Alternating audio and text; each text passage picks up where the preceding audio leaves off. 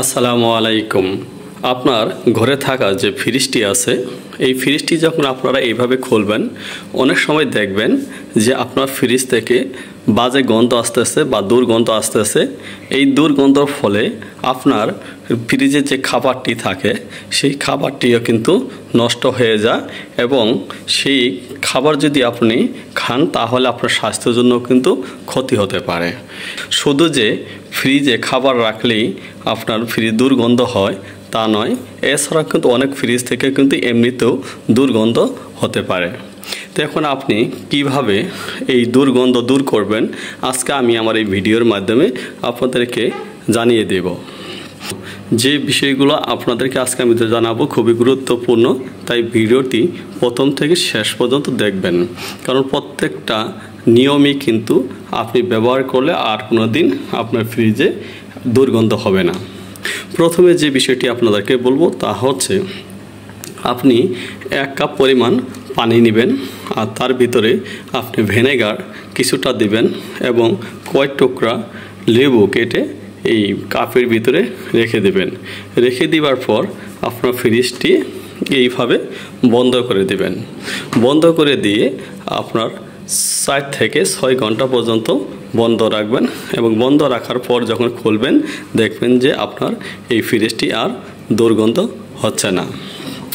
এরপর আরেকটি কাজ করতে পারেন, তা হলো আপনার ফ্রিজে ঠিক 1 কাপ পরিমাণ আপনি বেকিং সোডা বা 1 কাপের একটু কম নিয়ে এই বেকিং সোডা আপনার ফ্রিজের এক কোণায় রেখে দিবেন।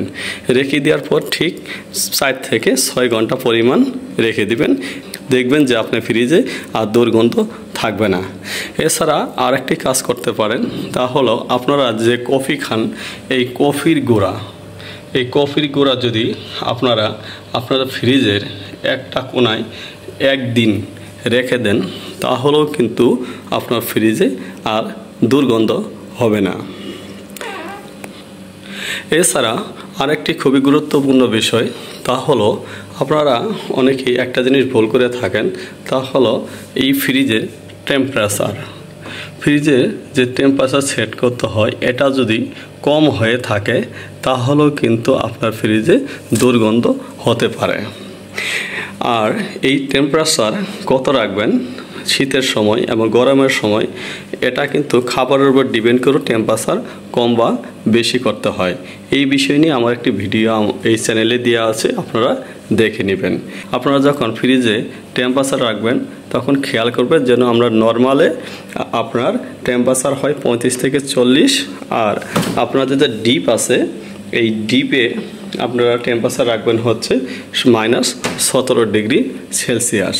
তো এইভাবে যদি আপনারা তাপমাত্রাটি সেট করে নেন তাহলে কিন্তু আপনার আর খাবার কিন্তু গন্ধ হবে না সহজে। এছাড়া আরেকটি গুরুত্বপূর্ণ কথা হচ্ছে, আপনারা যখনই খাবার রাখবেন এই খাবারগুলো এইভাবে শক্ত একটি বক্সের মধ্যে রাখবেন। কারণ হচ্ছে আপনি যদি এই খাবারটি খোলা অবস্থা রাখেন তাহলে কিন্তু এই খাবারের যে গন্ধটি থাকে এই গন্ধের কারণে কিন্তু পুরো ফ্রিজটি আপনার গন্ধ হবার সম্ভাবনা থাকে। তাই আপনারা যখনই কোনো খাবার রাখবেন সেই খাবারটা আপনারা এরকম একটি শক্ত বক্সের মধ্যে রেখে দেবেন। তা না হলে এইরকম আপনারা একটা পলিথিন দিয়ে একটা পলিথিন দিয়ে সুন্দর করে পেঁচিয়ে রাখবেন। তাহলে কি হবে, আপনার এই যে খাবারের যে গন্ধটি এটি ফ্রিজের ভিতরে আসবে না। তাহলেই আপনার ফ্রিজ দ্রুত আর গন্ধ হবে না। এছাড়া আপনার ফ্রিজে কোনো সময় পচনশীল কোনো খাবার দীর্ঘদিন রাখবেন না। যেমন অনেক সময় হয় সবজি, এই সবজিগুলা যেগুলো দ্রুত পচে যায় বা নষ্ট হয়ে যায় সেগুলা যদি আপনি আপনার ফ্রিজে দীর্ঘদিনে রেখে দেন তাহলেও কিন্তু আপনার ফ্রিজ গন্ধ হওয়ার সম্ভাবনা থাকে। তাই আপনি যখনই আপনার ফ্রিজে আপনি সবজি রেখে দিবেন সেই সবজিগুলো আপনারা কি করবেন, এইরকম পলিথিন দিয়ে আপনারা রেখে দিবেন। আর পলিথিনের ভিতরে যখনই আপনাদের সবজিগুলো রেখে দিবেন তখন দেখা যাচ্ছে এই সবজিগুলো থেকে যে দুর্গন্ধ হয় সেগুলা কিন্তু আর বের হবে না। তাহলেই দেখবেন যে আপনার ফ্রিজে যে দুর্গন্ধ হওয়ার সম্ভাবনাটি থাকে সেটা কিন্তু অনেকটা কমে যাবে। আর একটি বিষয় আপনাদেরকে খেয়াল করতে হবে, তা হলো কাজের চাপে হোক বা অন্য কোনো কারণেই হোক আপনারা কিন্তু ফ্রিজ নিয়মিত পরিষ্কার করেন না। আর নিয়মিত যদি আপনারা আপনার ফ্রিজ পরিষ্কার না করেন তাহলেও কিন্তু আপনার ফ্রিজে দুর্গন্ধ হতে পারে। আর একটা জিনিস আপনারা খেয়াল করবেন, তা হলো এই যে ফ্রিজের যে নর্মাল সাইডটি আছে, এই নর্মাল সাইডের পিছনে দেখবেন একটা ছিদ্র আছে। আমি আপনাদের ক্যামেরার মাধ্যমে দেখাচ্ছি, এখানে একটা ছিদ্র আছে। এই ছিদ্রটি যদি বন্ধ হয়ে যায় আর এখানে যদি পানি জমে থাকে, পানির সাথে যদি ময়লা জমে থাকে, এই দুইটা জিনিস একত্র হয়ে আপনার ফ্রিজটি কিন্তু আপনার দুর্গন্ধ হতে পারে। তো আপনারা সবসময় একটা জিনিস খেয়াল করবেন যে আপনার ফ্রিজ যেন পরিষ্কার থাকে, এটা খেয়াল করবেন।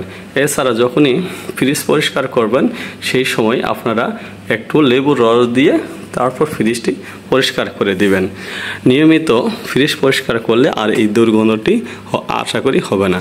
এছাড়া আমি যে বিষয়গুলো আপনাদেরকে আগে বললাম সেগুলো যদি আপনারা ফলো করেন তাহলেও কিন্তু আপনার ফ্রিজটি দুর্গন্ধ হবে না। আশা করি আমার এই ভিডিওটি আপনাদের বিন্দু মাত্র হলো উপকার এসেছে।